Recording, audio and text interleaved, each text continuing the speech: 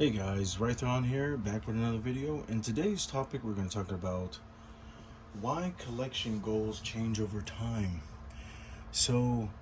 In my few years of collecting various things, comic books, video games, Akira-related things, um, you at some point when you start collecting, you're going to get to a point where you kind of change your focus on a lot of things, and I think that has a lot to do with just growing over time and the time it takes to reach your goals.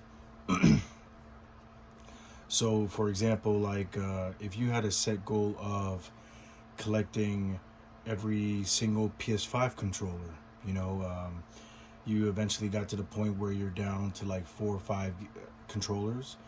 And those 4 or 5 controllers end up being the controllers that are the most expensive.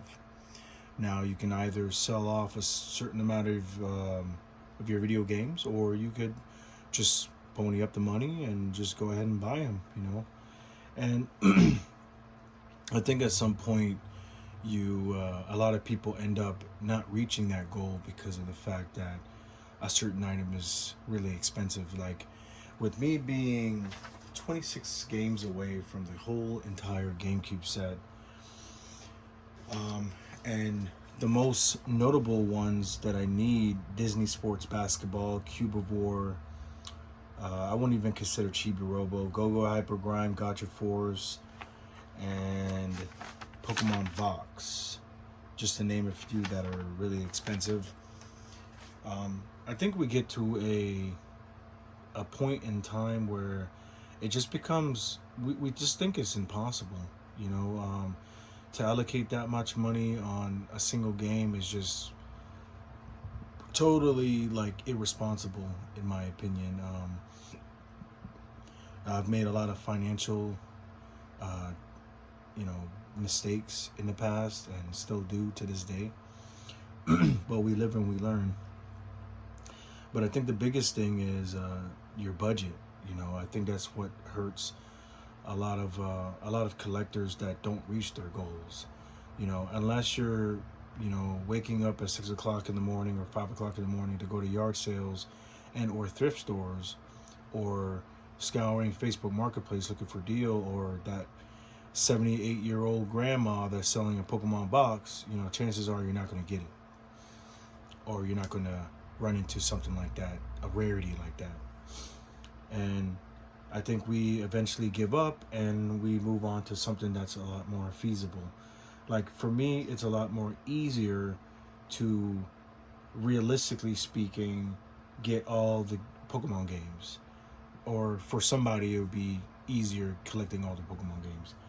But for me, it's a lot harder for me to collect all the Pokemon games complete in box, with the original manuals and everything for them. So, I do want to tell you guys, don't try not to give up on your dreams.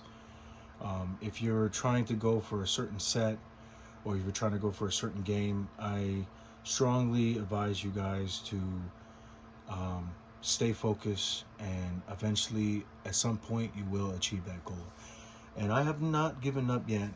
I'm at the point now where in my lifetime or in my life, in my lifetime, I'm in the point of my life where I am considering selling my GameCube set. I'm selling everything outside of the set first to get a feeler of how like things would be, and but I don't want to give up on it just yet. And I'm not telling you guys to give up or to proceed to go forward.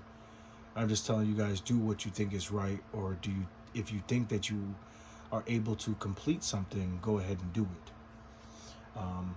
I had a quest a year ago or 2 years ago to collect every single Dragon Ball Z game on the PS2, or majority of them, and I've accomplished that goal.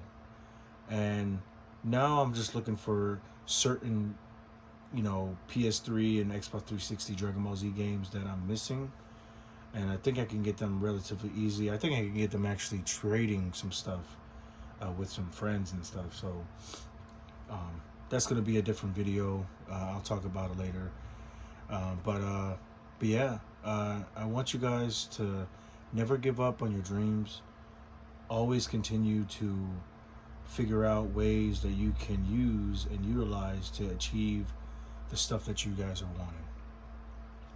That concludes this video, you guys. You guys take care, and you guys have an awesome, fantastic Thursday. Peace.